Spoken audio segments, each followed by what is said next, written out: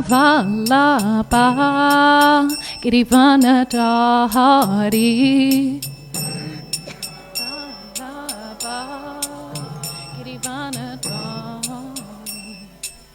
Yashodanandana Brajajana Ranjana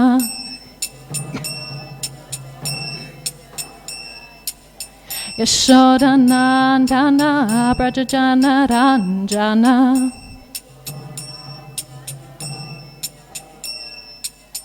Yamunatira Vanachari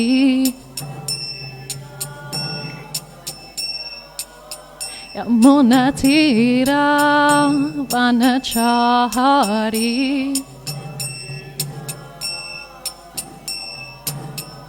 Jaya Radha Madhava Kunjabihari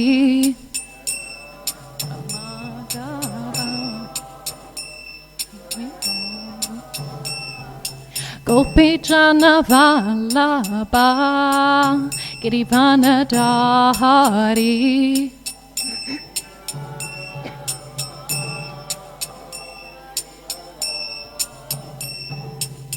Yashodanandana Brajajana Ranjana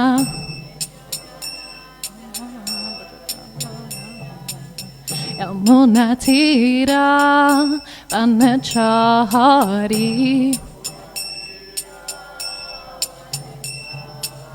Yamunatira Vanachari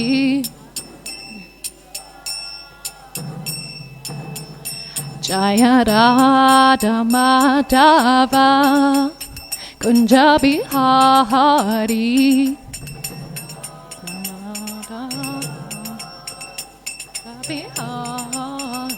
Jaya Radha Madhava Kunjabihari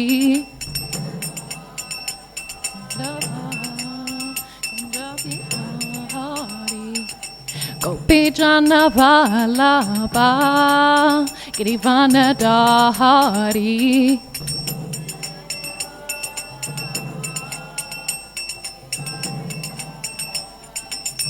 Yashodanandana Brajajana Ranjana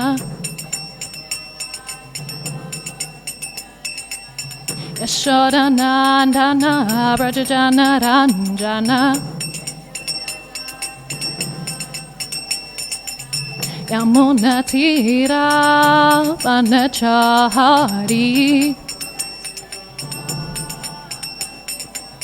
Yamunatira Vanachari Jaya Radha Madhava Kunjabihari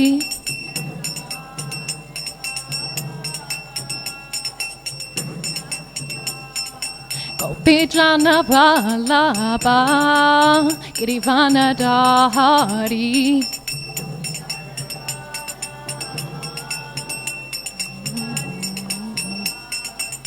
Yashodanandana Brajajana Ranjana Yamunatira Vanachari Hare Krishna Krishna Krishna Hare Hare Hare Rama Rama Rama Hare Hare Hare Krishna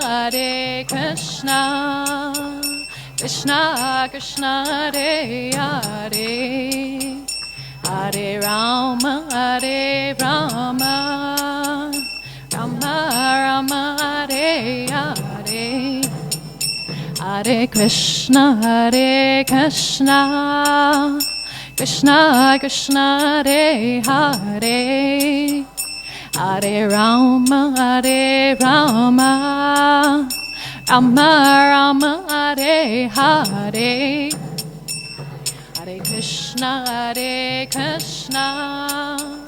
Krishna Krishna Hare Hare Hare Rama, Hare Rama, Rama Rama, Hare Hare, Hare Krishna, Krishna Krishna, Hare Hare, Hare Rama, Hare Rama, Rama Rama, Hare Hare, Hare Krishna, Krishna Krishna, Hare Hare, Hare Rama, Hare Rama, Rama Rama, Hare Hare, Hare Krishna, Krishna Krishna, Hare Hare, Hare Rama, Rama Rama, Hare Hare, Krishna, Hare Krishna, Krishna Krishna, Hare Hare, Hare Rama, Rama Rama, Hare Hare, Hare Krishna, Krishna Krishna, Hare Hare, Hare Rama, Rama Rama, Hare Hare, Krishna, Hare Krishna, Krishna Krishna, Hare Hare, Hare Rama, Rama Rama, Hare Hare, Hare Krishna, Krishna Krishna, Hare Hare, Hare Rama, Rama Rama, Hare Hare,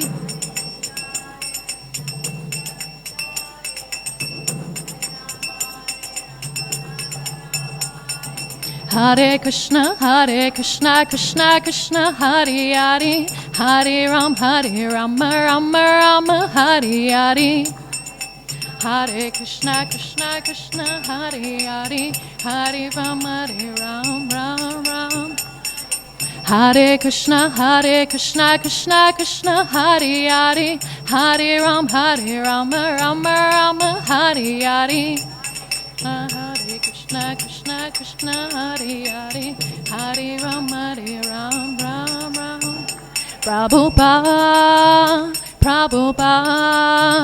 Prabhupada, Jaya Prabhupada.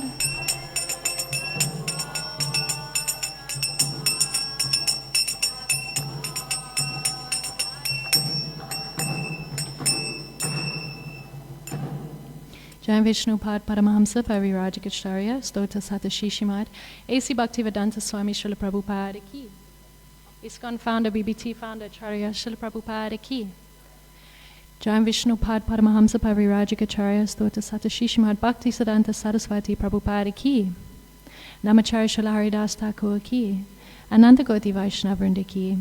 Premsko Shri Krishna Chaitanya Prabhu Nityananda. Shri Advaita Gadadhar Shivasari Gauda Bhaktivinoda Ki. Shri Radha Krishna Gop Gopinath Shamakun Ranakun Giri Govardhan Ki, Shri Navadvip Marpur Dham Ki, Shri Mathura Vrindavan Dham Ki, Ganga Mai Ki, Yamuna Mai Ki, Bhakti Devi Ki, Tulasi Devi Ki, Shamaveta Bhaktivinoda Ki, Nitai Gauda Premanandi. All glories to the assembled devotees. All glories to the assembled devotees. All glories to the assembled devotees.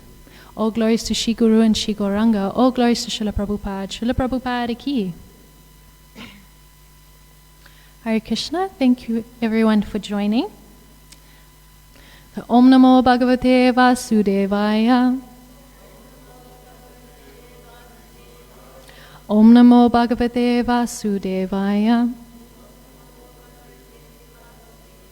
Om Namo Bhagavate Vasudevaya.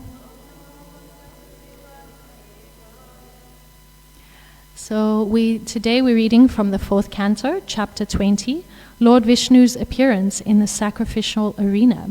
And we are doing text number 11. So please repeat after me. Udashinami Vadyaksham Dravya Jnana Kriyatmanam Kutastam Imam Atmanam Yovedapnoti Shobanam. It's text number 11 of chapter 20. Is it not on the sheets? Oh, yeah, that's very old then. We're on chapter 20. Is there an extra sheet for Ravindra? 11. Oh, I think we need new sheets then maybe. Okay. So for those who have your phones, maybe you can just share. Do you have your phone? Okay. Okay. Udasinam Vadyaksham Dravya Jnana Kriyatmanam Kutastam Imam Atmanam Yovedapnoti Shobamam. Udasinam Vadyaksham Dravya Jnana Kriyatmanam Kutastam Imam Atmanam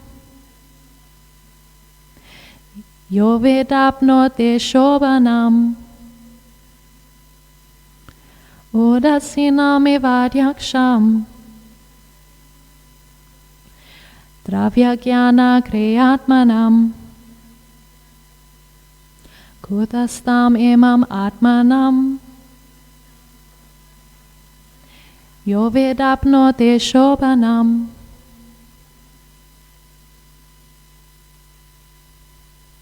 Did you find it? Yeah, you can read from this one.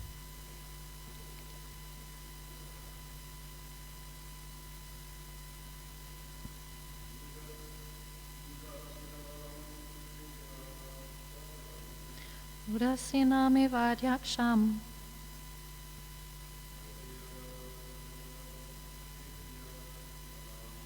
Dravya Jnana Kriyatmanam Kutastam Imam Atmanam Yovedapnoti Shobanam.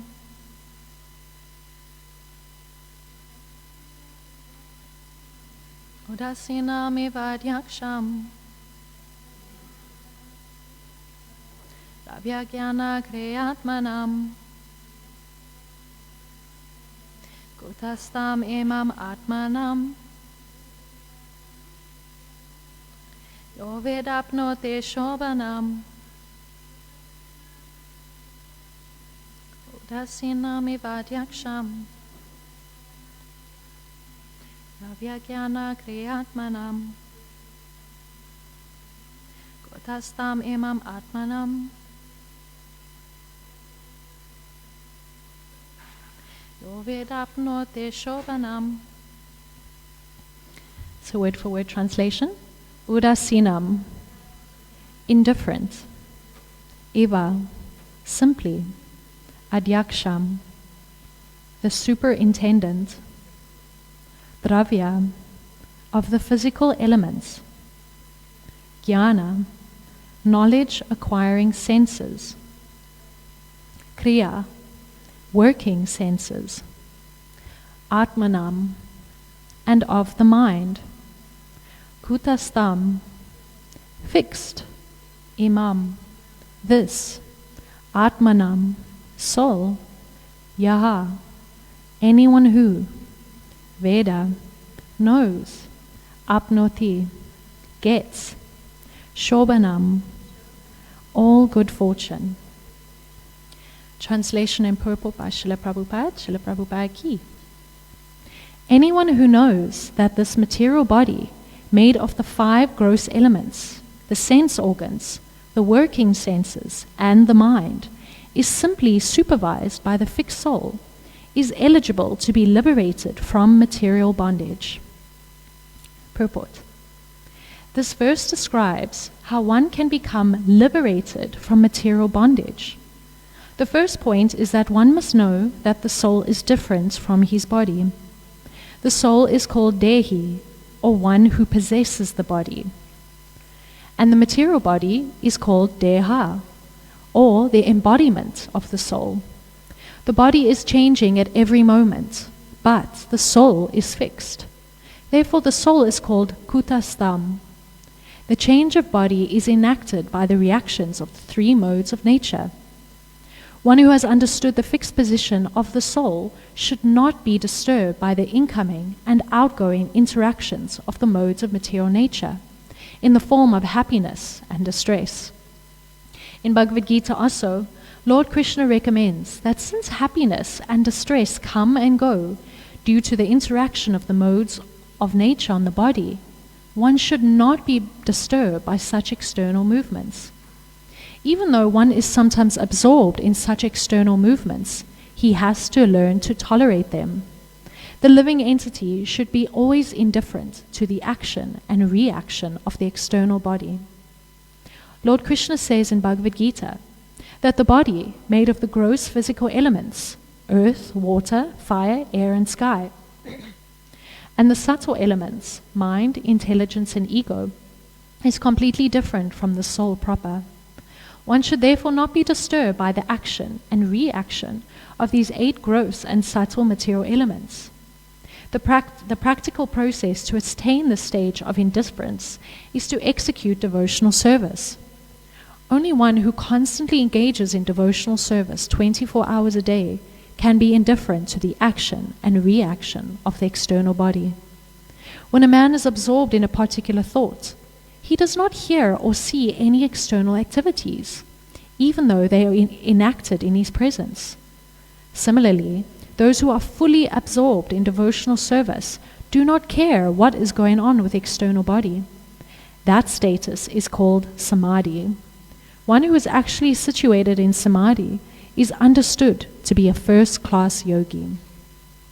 Om Jnana Timirandasya Jnananjana Shalakaya Chakshun Milita Mena Tasmai Shri Gurave Namah Shri Chaitanya Manavishtam Stapitam Yena Bhutale Svayam Rupa Garamaya Dadati Svambarantikam Vandeham Shri Guru Shri Yuta Parakamalam Shri Gurun Vaishnavamscha Shri Rupam Sagrajatam Sahagana Raghunathan Vitam Tam Sajivam Sadvaitam Savudutam Parijana Shritam Krishna Chaitanya Devam Shri Radha Krishna Padansa Gana Lalita Shri Vishakan Vitamscha He Krishna Karuna Sindhu Dinu Bandhu Jagatpate Gopisha Gopika Kantarada Kanta Namastute Tapta Kanchana Gaurangi Radhe Vrindavaneshwari Rishabhanu Suti Devi Pranamami Hari Priye Vanshakalpa Thriyubhishcha Kripa Sindhupi Ivacha Patitanam Pavanebhyo Vaishnavebhyo Namo Namaha Jai Shri Krishna Chaitanya Prabhu Nityananda Shri Advaita Gadada Shivasari Gaura Bhaktavrinda Hare Krishna Krishna Krishna Hare Hare Hare Rama, Rama Rama, Hare Hare.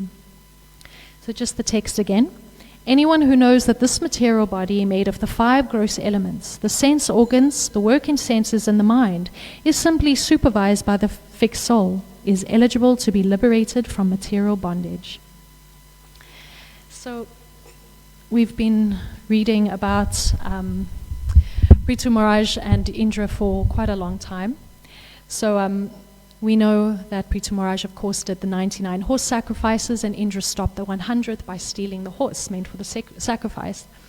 And then Lord Brahma came and told Prithu Maharaj to desist because he didn't want the introduction of irreligion from Indra.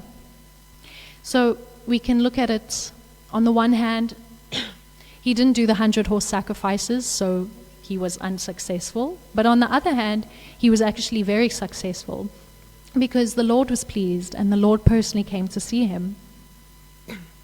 So this we've done now, we're on text number 11. So just like a summary so far of what we have discussed in chapter 20. In the first verse, we see Maitreya talking to Vidura.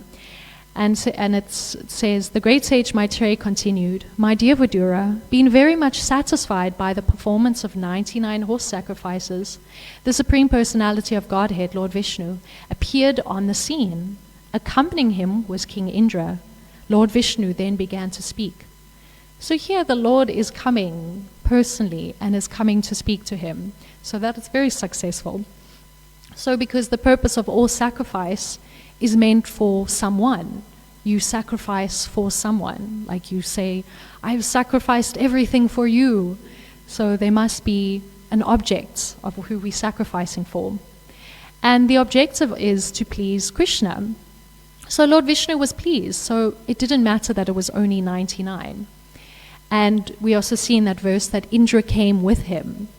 So and then text number 2 and text number 3, Lord Vishnu, the Supreme Personality of Godhead, said, My dear King Prithu, Indra, the King of Heaven, has disturbed your execution of 100 sacrifices. Now he has come with me to be forgiven by you. Therefore excuse him. O King, one who is advanced in intelligence and eager to perform welfare activities for others is considered best amongst human beings. An advanced human being is never malicious to others. Those with advanced intelligence are always conscious that this material body is different from the soul. So the Lord is saying, you must excuse Indra. And he's now appealing to Prithu Maharaj and saying that one who is advanced and intelligent is never malicious because they know that the body is different from the soul. So Lord Vishnu is now instructing Prithu Maharaj. He's instructing him on this basic spiritual transcendental knowledge. And these first few verses that we see in this chapter 20 is Lord Vishnu explaining or instructing that you are not the body, just like the Bhagavad Gita. So if you actually read these first few verses that we've done so far, it's like reading the Bhagavad Gita. You would notice the similarities. So Lord Vishnu is explaining we are eternal souls, we are not the body. So it's like a short little Bhagavad Gita here. And he's also doing this to reason with Prithu Maharaj to forgive Indra. The Lord is actually asking him to forgive Indra because he's saying that if you understand that you are not the body but the soul, then it should change your view, it should change your perspective and forgive him. But then we think, if we're not the body and we're the soul, why did Indra do such a thing if he is not the body? And then Srila Prabhupada gives in the purport of text number 3, in daily life, in daily life, we find that when a madman commits murder, he is excused, even by a high court judge. So that's a very interesting analogy. When a madman commits murder, he is excused. Shri Shri Radharanath ki, Shri Giri Govardhan ki, Shri Gaurariya ki, Srila Prabhupada ki. So here Srila Prabhupada is illustrating the fact that Indra has done this due to his envy, due to his madness, due to being illusioned and influenced by the 3 modes of nature. And in Christianity, and Srila Prabhupada would also use this quote often, was that hate the sin, not the sinner. So we should not ever hate the person, but actually understand that they are under the influence of the modes. And then in Bhagavad Gita, chapter 5, verse 14, the embodied spirit, master of the city of his body, does not create activities, nor does he induce people to act, nor does he create the fruits of action. All this is enacted by the modes of material nature. So Lord Vishnu, he is not giving these very high level instructions or, the deep pastimes of some of the later cantos of Srimad Bhagavatam, but he's giving the basic preliminary instructions of detachment and dutiful work. And these are the practical instructions that we can all use. And the point of these instructions and its practicality is understanding how we can apply it in our own lives. So we see in everyday society that people are angry or envious because of unfulfilled desires. But when we actually try to understand these instructions and how it could change our lives personally if we actually fulfilled them.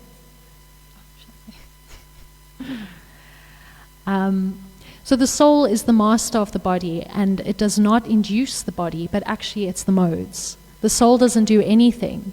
So it kind of puts a lot of things into perspective when we understand that most of the time we are actually just acting under the modes. And we can see that the symptoms of the disease is actually the cause of is actually the source of the pain. Like when anyone is sick, it's the symptoms that you are feeling, the symptoms that are the source of your pain. But it goes on by saying that advanced transcendentalists, they are never envious. They're never envious of anyone. So actually, because the soul doesn't do anything, and it's actually all due to the body being under the modes, a wise person who actually knows and understands this, he never retaliates, no matter what is done towards him, because he can understand that this person is under the modes. And that's a very good lesson for all of us, because we sometimes think when someone has done wrong to us, we should somehow retaliate or, make them pay or something. But actually, if we just have the understanding that it's not them, it's got nothing to do with us, it's actually not them, it's them under the modes. So someone who is actually advanced in spiritual knowledge, he is forgiving, because forgiveness actually liberates us. Because if we don't actually forgive someone, we will be forced to retaliate. If we still have that impression in our mind of how we've been wronged or how we've been hurt, then it actually entangles us, and maybe in a next life we'll be forced to retaliate against them, and the cycle will go on and on. So Burijan Prabhu, he was saying that forgiveness is the jewel that decorates the Brahmana or the Vaishnava. So that's a really nice point that we can try and meditate on, is that forgiveness is actually a very Brahmanical quality, or it's a good quality for an aspiring devotee. So his instruction was to, forgive Indra. And then text 4, Lord Vishnu says, if a personality like you, who are so much advanced because of executing the instructions of the previous acharyas, is carried away by the influence of my material energy, then all your advancement may be considered simply a waste of time. So that's quite a harsh and heavy statement. If we are just being carried away by the modes, or being carried away by envy and greed and anger, then all of the things that we're doing in devotional service is a waste of time, because we're supposed to be free from that. We're supposed to transcend it. So he's saying that because you have this knowledge, you have to forgive him, because you are in knowledge of spiritual knowledge. So forgive him, because he is the soul and he's acting according to the modes. But if we think about it, with Indra, did he do something so bad? He stopped the sacrifice. And what was actually the sacrifice for? What was the point of that sacrifice?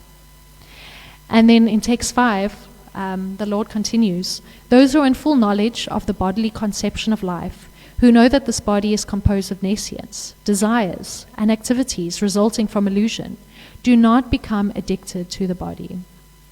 So the Lord is actually saying that if Prithu Maharaj is upset with Indra, then that's actually showing his attachment to his own body, and showing that he is still under the illusion that he's the body.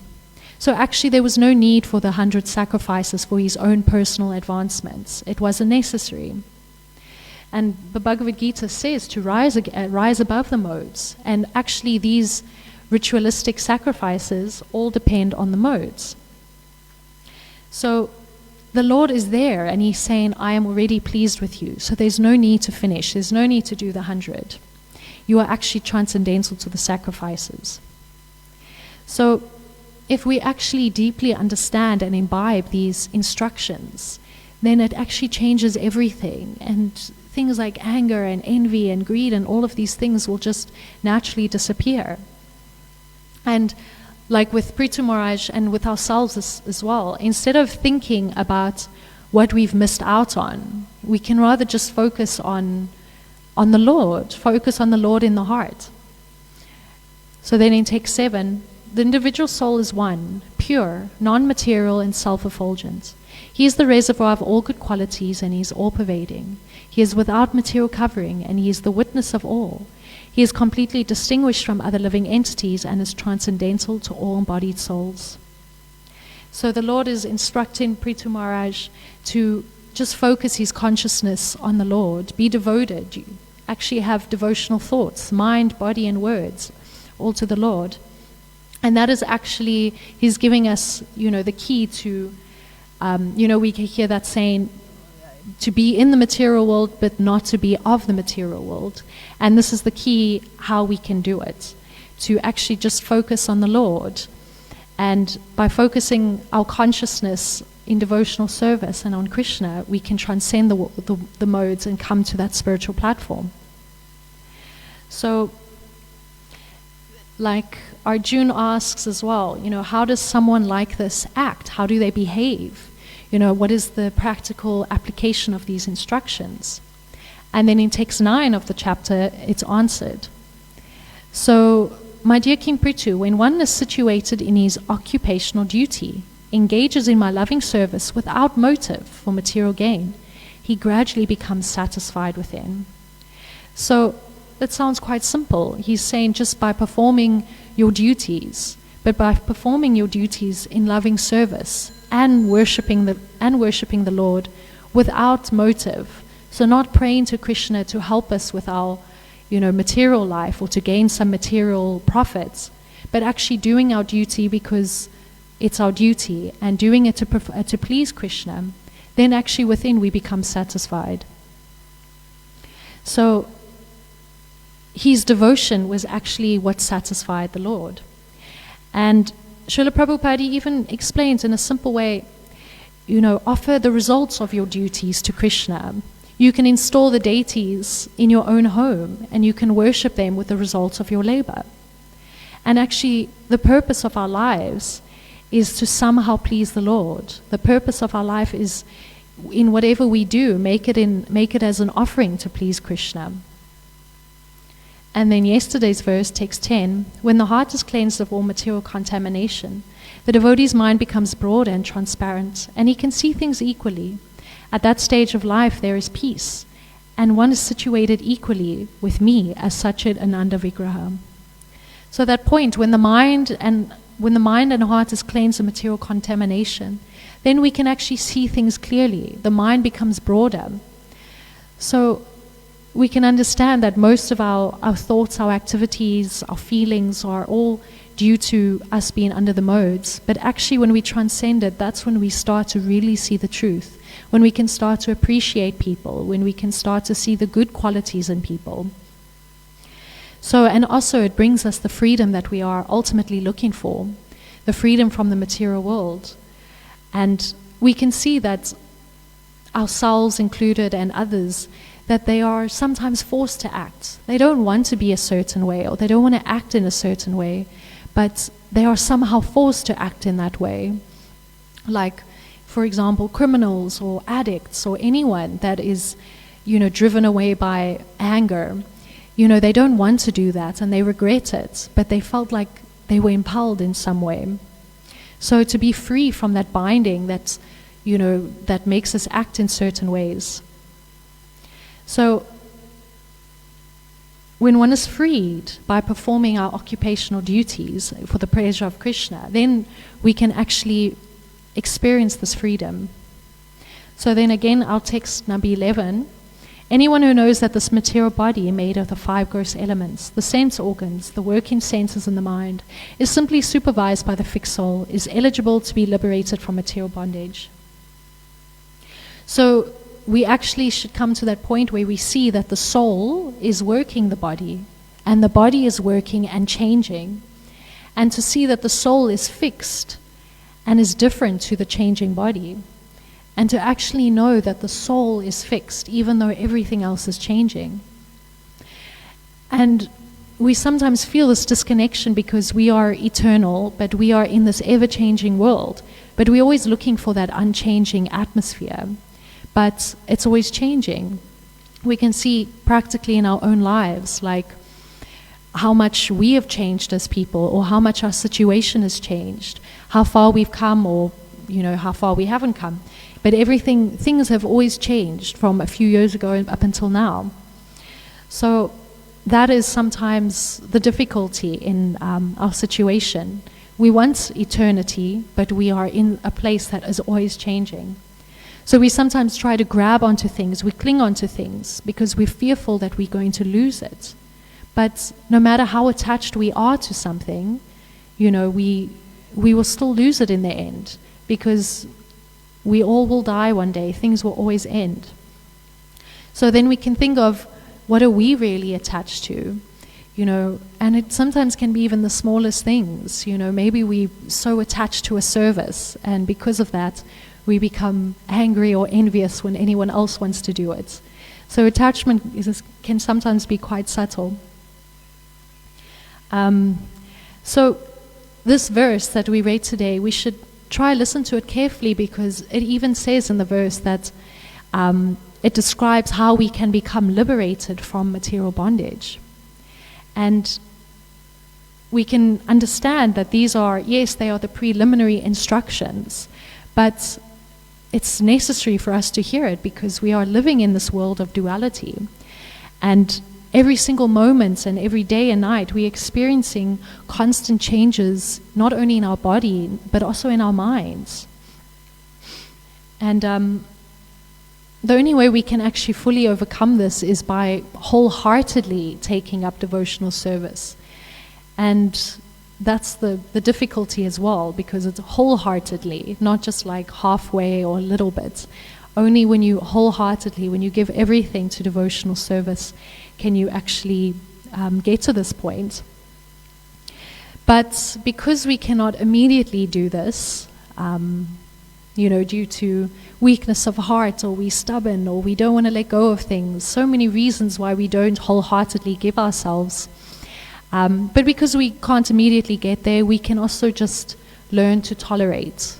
So tolerance is also a very nice quality. So in Srimad Bhagavatam, Canto 3, Chapter 25, Text 21, the symptoms of a sadhu are that he is tolerant, merciful, and friendly to all living entities. He has no enemies, he is peaceful, he abides by the scriptures, and all his characteristics are sublime.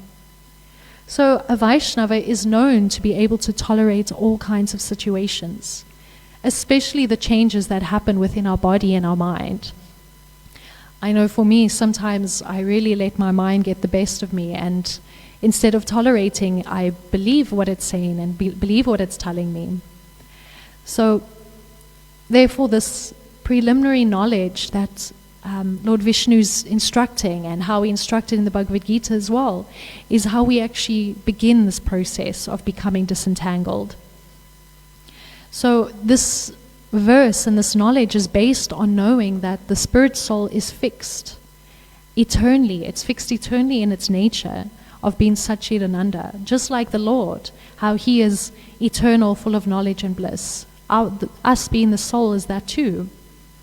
But to the extent of our seriousness in this knowledge is also the extent of how much we'll understand this, or how we try to remain undisturbed by what is going on in our body and mind, or not being disturbed by all the changes taking place. So we can think, what is it? Why do we become so upset with ourselves? Why do we become so upset with the world or other people? It's because we have not fully grasped or understood this concept yet. If we actually all fully understood this concept, there wouldn't be any reason for all the issues and fights that we have amongst ourselves. And although it's such a simple concept, and we seem that we hear it again and again, and we even get bored by people saying, you're not the body, you're not the body, but without actually sufficiently realizing it, we will always be influenced by the dualities of the material world. So only actually by truly understanding this fact, then we can remain in samadhi, as we hear in the verse. And Srila Prabhupada explains that samadhi it's not like some trance, or when you close your eyes and you in full meditation all the time. But it's actually someone who's fully absorbed in devotional service, and also importantly, is someone who remains undisturbed or unaffected by everything that is going on in the material world. So that's a really high state, in my opinion, to not be at all disturbed by what is going on in the world or in our body or in our mind. And it's also described that one of the best ways to become absorbed is by being absorbed in actually the preaching mission of the Lord. And Srila Prabhupada, he says that the best way to actually control the mind is to fully engage in the preaching mission of the Lord, because that is one of the reasons why Krishna comes, to reestablish the principles of Dharma. So we can try and join Krishna in this mission, become an instrument. Radhanath Swami, he has this prayer that he says, I pray, may I become a selfless instrument in the hands of the Lord. So, yeah, very high ideal there. But we also sometimes, because we don't fully understand what is our Dharma, or we don't fully understand this basic concept of being eternal spirit souls, we also become very distracted and derailed in so many ways. And even us as devotees, it's very easy to just become completely derailed and influenced by the material energy. And in the Bhagavad Gita, it even says that even if one of our senses is not properly controlled, it can completely distract the practitioner. So we need to actually be constantly reminded of these primary instructions. Even though we think, why are we always hearing the same instruction? But it's because we have to be reminded. And if you listen to Srila Prabhupada's lectures, in the majority of his lectures, he will always, bring this point across. Even if he's doing a Vyasa Puja offering to his Guru Maharaj, somehow he will bring up, you are not the body. Because it is something we need to be reminded of again and again and again and again to really drive this point across. And Srila Prabhupada, he would often say that Krishna consciousness is, simple for the simple and complicated for the complicated. So we are making it complicated. And we can make it simple by actually just being willing to hear. That willingness to hear the instructions it's a very easy way to start actually fully understanding it. To sincerely hear the instructions from the Lord and the previous acharyas. And actually, if we try to apply it, then we will get the results. Prabhupada, he even says it's like investing. If you invest by sincerely hearing every day, then eventually all of the results will accumulate, and you will get this wonderful result. So, and what is that result? The result is actually experiencing that complete, being completely undisturbed or unaffected. That is the result. We can see if someone has fully applied these teachings in their life, even if really a big crisis happens in their life, they remained undisturbed. The term dhira, or to be sober, undisturbed. So if we actually fully understand the teachings, these basic instructions from this chapter, then we won't have our disagreements or arguments so much. And because all of these things happen, it's because we're still on that bodily platform. And also many things happen because due to previous karmic reactions, and we are reaping the results of those previous karmic reactions. And then we find ourselves having difficulty in being able to deal with certain situations. Maybe we're in a crisis, or it's not even a big crisis, but our mind makes it seem like it's a bigger crisis. And we are not able to properly deal with these situations because we have not properly cultivated the knowledge. So if we actually properly cultivate this knowledge, we can also experience what the acharyas describe about these wonderful exchanges between devotees. How nice would it be if we always just all got along? And sometimes also things like we have to learn to tolerate not always getting the appreciation or recognition that we sometimes want. But if we are always trying to do something in trying to seek that honor or recognition, then we are also falling short in our understanding as well. Because actually, in reality, we're very, very, very small, and we're not really, Krishna doesn't need us, he doesn't, but he's giving us this opportunity to do service. So sometimes we also have to, get off our own high horse and realize we're very, very small, and anyone can actually probably do what we are doing. So, and also understanding that, why we are in the material world. It's because we didn't somehow make it back to Godhead. We're not with Krishna now because we obviously have done things to keep us here in the material world. So, and Srila Prabhupada, he would even give that analogy that this material world is like a prison, and who was in prisons? Criminals, people who have done something bad. So, we are here due to, things that we've done in the past. But obviously, fortunately, there is that mercy that we can be reformed, and we can become reformed by the cultivation of this knowledge, these important instructions of this chapter. But we're not always aware of our long criminal record. So, like when you go to get a job, they ask you even, do you have a criminal record? And it actually takes a lot of humility in accepting our position, that we are here because we are in this fallen condition, and us having this material body is an indication of that. So, but at least we've been given this great hope that we can cultivate this knowledge, and if we actually become serious in applying it, then we can make our lives easier. And luckily, this knowledge is now accessible to everyone. People go out on book distribution every day somewhere in the world. Like, this knowledge is being given to everyone and anyone. It doesn't even matter who, even people that are like not even interested at all.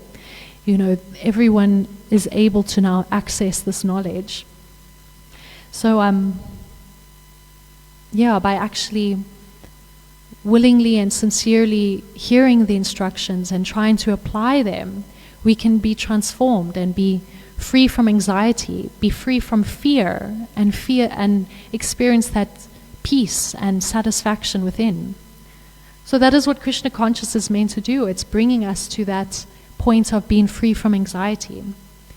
And because we are being given this knowledge, it also teaches us how we can properly deal with each other, deal with situations, and not always just retaliate or react. We can actually properly understand everything in perspective. So this verse is reminding us that we can be free from our miserable conditions. Exactly like Srila Prabhupada would say, where is the difficulty? So I'm going to stop here, and if anyone would like to add anything, Raghunath Prabhu.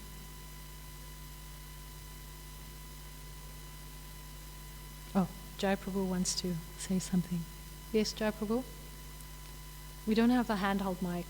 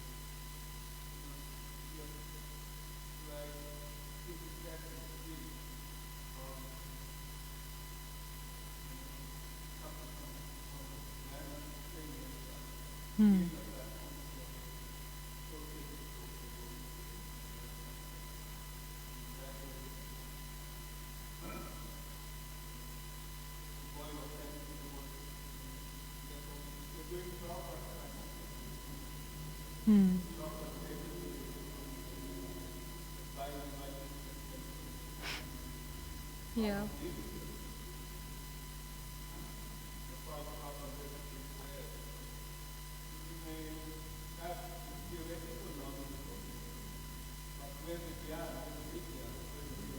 Yeah.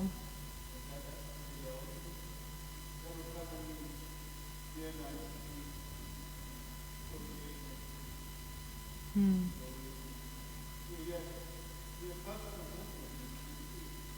Yeah. Yeah. Yeah, exactly.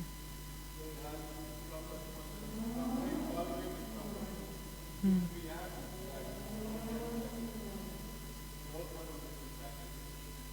Yeah.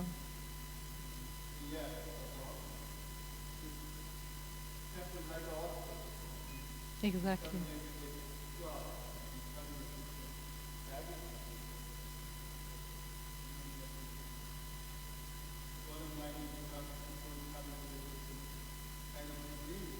Yeah. But the fact that they've come here is quite a, yeah.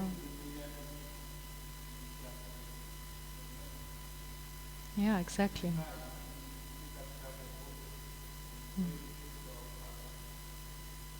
Mm.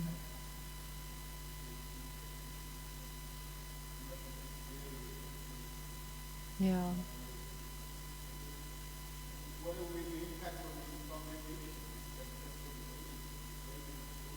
Mm.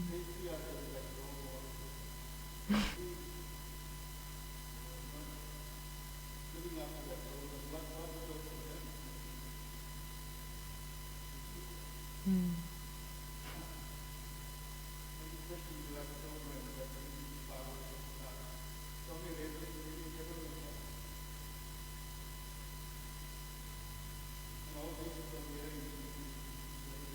Mm.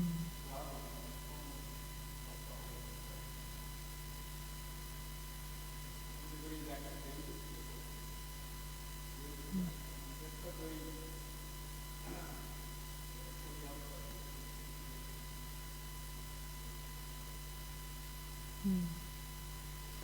Yeah, I guess,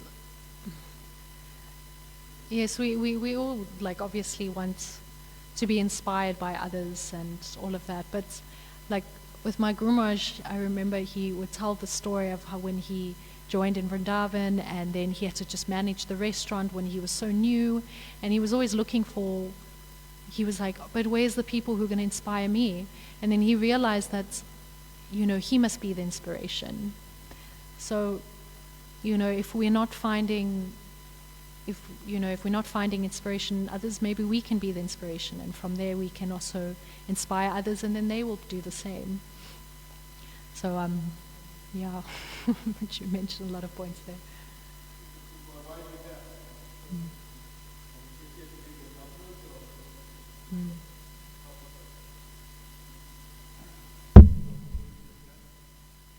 Yeah. Yeah, I mean, I think also devotional service is also a very internal thing. So we should have our own good intention of why we're doing this. The reason why we come and hearing is because, we want to understand and know Krishna. We want to understand how we can serve the Lord and the devotees. And we want to cleanse our own hearts. I think we should always look to that first, like, I'm here because I want to cleanse my own heart, cleanse my own mind, and be able to, do this properly in a way that's pleasing to Krishna and the devotees. Yeah, that's my thoughts. Anyone else? Raghunath Prabhu, you wanted to add anything?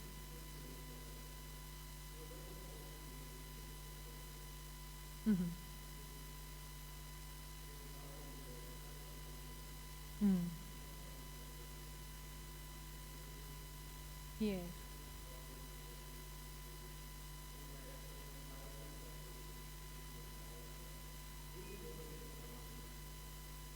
Mm. Yeah.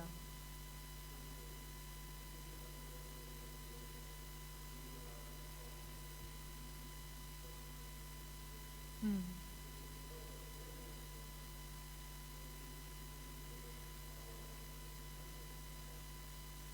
Mm. Yeah.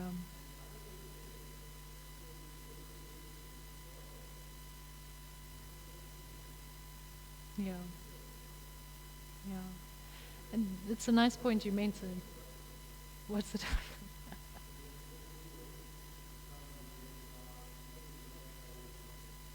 Yeah.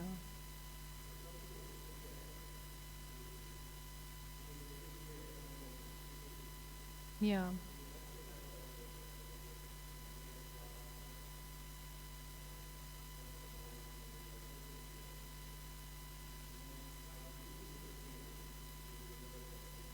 Yeah. Yeah, exactly.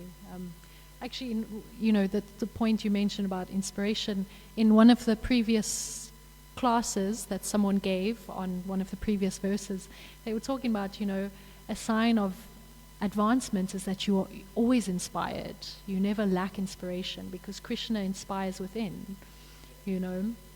So, like advanced devotees always find inspiration, even in the small things, and we see that, when when some of the gurus come and they'll talk about saying all the same thing again and again. They'll give that exact same class or they'll sing the same kirtan melody, but they do it as though it's so fresh and new because they're always finding inspiration. So, yeah, I guess if we want to become advanced, we will always be inspired. Okay, thank you everyone. Granth Raj Srimad Bhagavatam ki, Srila Prabhupada ki, Anantakoti Vaishnavrinda ki.